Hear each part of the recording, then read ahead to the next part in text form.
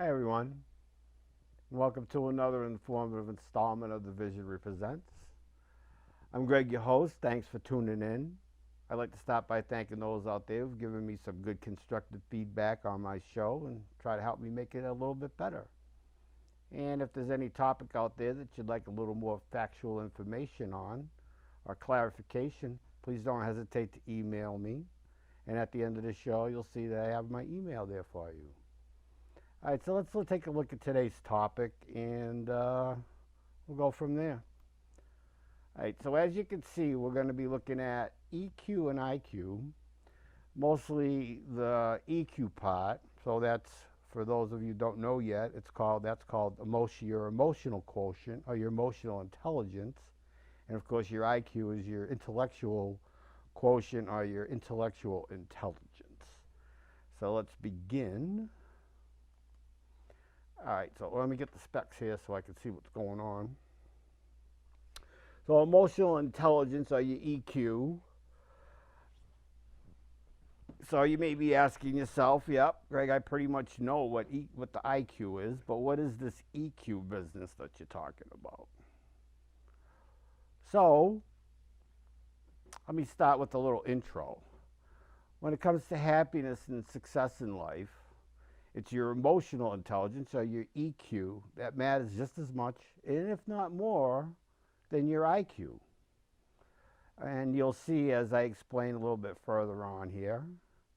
And as probably has been noticed, it's not always the smartest people who are the most successful or most fulfilled in life. I'm sure you probably know people who are, and to use an old school term, basically book learned or book smart, or maybe the more PC term today would be academically smart or academically brilliant. And yet, these people can also be socially clumsy and unsuccessful at work and in their personal relationships.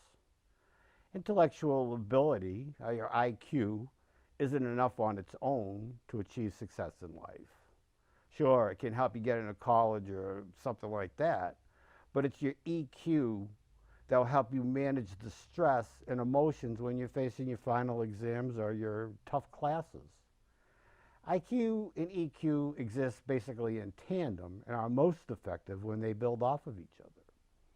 Now, I got a little note here about EQ in your mental health. Uncontrolled emotions and stress can also impact your mental health. And if you're unable to understand, get comfortable with, or manage your emotions, these are the things that lead to emotional intelligence, you'll also struggle to form strong relationships. This in turn can leave you feeling lonely and isolated and further exacerbate any mental health problems. Managing stress is just the first step to building emotional intelligence. Your ability to manage core feelings such as anger, sadness, fear, and joy often depend on the quality and consistency of your early life emotional experiences. And this is talked about in what's called the science of attachment, that your current emotional experience is likely to reflect your early life experiences. Now, the science attachment talks about the nonverbal bond that infant has with its caretaker and how all that dynamic plays in. So now you're probably asking yourself, okay, Greg, just what is this mysterious emotional intelligence, excuse me? Well, your EQ, or your emotional intelligence, is the ability to understand, use, and manage your emotions in a positive way, which helps to relieve stress, communicate effectively, empathize with others, overcome challenges, and diffuse conflict. EQ also allows you to recognize and understand what others are experiencing emotionally.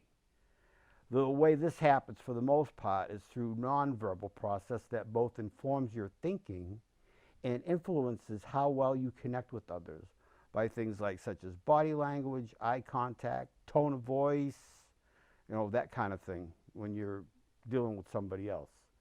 So let's have a quick question here. Who has or have you ever thought about whether or not you're emotionally intelligent? And who of you has ever worked consciously on your emotional skill? Now, it's crucial to differentiate between emotional and emotional intelligence. Most of us will stop at the term emotional. It may have a bad connotation describing a person having or experiencing strong feelings, but emotional intelligence is something fundamentally different. It's the ability to identify and manage your emotions and those of others. And of course, there's a few skills that go along with that. And the first skill is emotional awareness, which includes empathy, but not just towards others, also towards yourself. I mean, you have to love yourself or empathize with some of your situations to be able to empathize with others. The second is the ability to harness your emotions. The ability to harness your emotions and apply them to tasks like problem solving. You know, if you get upset or if you're stressed, and like I talked about in one of my other shows, I think it was about making stress your friend. If you view stress as something that helps you solve problems, it has less detrimental effect on you than if you view it as something that's, a detriment. And of course, third is the ability to manage emotions, which includes not only regulating your own emotions, but also helping calm others down and cheering other people up. Most people aren't taught the value of emotions. Oh, don't be such a crybaby, or I'll give you something to cry about. I don't know, I heard that when I was a kid growing up, and unfortunately that's kind of the thing that carries on. I kind of wish I didn't do that. I kind of wish I was a little bit more emotionally intelligent with my kid as I am today. And I realize I'm just one of the many that have this issue. Now, have you ever thought about why people judge or bully each other? It's because of insecurity due to lack of emotional intelligence. Because it's hard to understand the difference between yourself and someone else. And it's even harder to understand or connect on an emotional level and truly comprehend where someone else is coming from. In order to change, what we need to consider emotional intelligence as a crucial skill in our society, and then the ability to take the time to consciously work on it, which we currently neither, nor do we teach our kids the value of this skill. And the fundamental part of being emotional intelligent means knowing who you are. And for them to learn, we also need to learn ourselves so that we can be good role models in this area. But how do we approach this topic individually and also as a society? Well, basically, it comes down to what everything else comes down to. We need to learn a new skill. And when we learn a new skill, we need to become aware of your incompetence in that said skill. Then you work on the skill until you manage it to the level that you want. And after a while, you'll even be able to apply it without actively thinking about it. Just like when you first learn to drive a car. You go from conscious incompetence to conscious competence. You get in the car and you first learn how to drive and everything is all nervous and you're holding onto the wheel and you've got to push the gas and the brake and you get 2 feet going and you get all messed up. That's being emotionally incompetent. But as you learn, you get in the car and you drive away, you get to your place and you don't even think about stepping on the gas or the brake or turning the wheel. It kind of happens automatically. That's being consciously competent. So we need to acknowledge our emotions as something valuable. Research has shown that people whose brain parts are responsible for emotions that have been damaged have a harder time making rational decisions. That's how valuable our emotions are. And there's a lot of different emotions, and all of them have their functions. Emotions are neither good nor bad. They just gain that connotation through society. Take, for example, grieving and sadness. Why do we so desperately want to cut this out of our lives? It should be seen as a very beautiful illustration of appreciation that we have for someone or something. And when we have a few people being emotionally intelligent, we also need to think about how can we teach our next generation and implement emotional education in our schools to teach our children about the different emotions and their functions, as well as give them the space to openly talk about them so they can acknowledge their emotions. Just think of all the books that we read in school. Why not make some of them about emotional intelligence? And if we're lucky, when the kids get out of school and they have learned this crucial skill of emotional intelligence, imagine what the world would be like if everyone was emotionally intelligent. Now, emotionally intelligent means knowing and understanding yourself, which helps you make better decisions.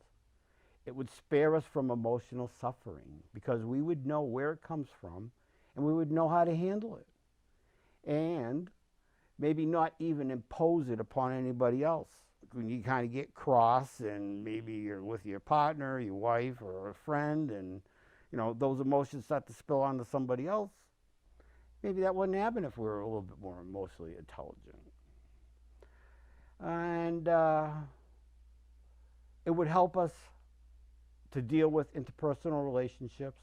Just think, if we were all emotionally intelligent, how would we approach our differences between us?